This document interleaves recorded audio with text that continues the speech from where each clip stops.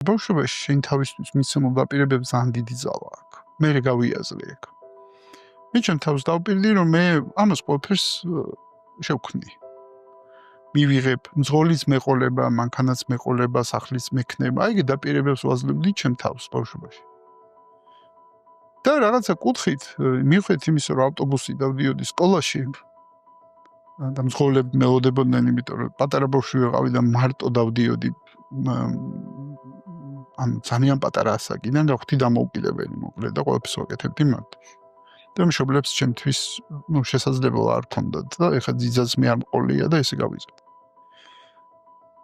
მე ეს ყველაფერი გადაიზარდა გიო იმაში, რომ მე რეალურად დღეს აი ბავშვობა სპეციალურად მოვყევი, რომ მივხვდი, რომ ფულზე სად არის ამის ყველაფრის, ან საიდან იწყება ეს ყველაფერი. იწყება დაპირებისგან, რომ მე ამას ყველაფერს შევქმნი. როგორ შევქმნიდი, ახლა მაგის წარმოდგენა არ მქონდა მაშინ. მაგრამ აი ეს დაპირება საკუთარ თავთან, რომ მე ამას მე ვიპოვე ამ გზას.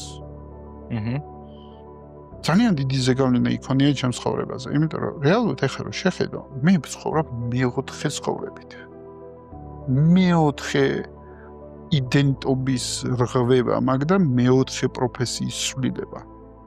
და ეს რაღაცა კუთხით მგონია, რომ ძალიან დიდრული გამოცდილებაა, იმიტომ რომ მე ჩემი რეცეპტი წარმატების შემიძლია გავაზიარო, არაფერი რთული რეცეპტი არ იყო რა.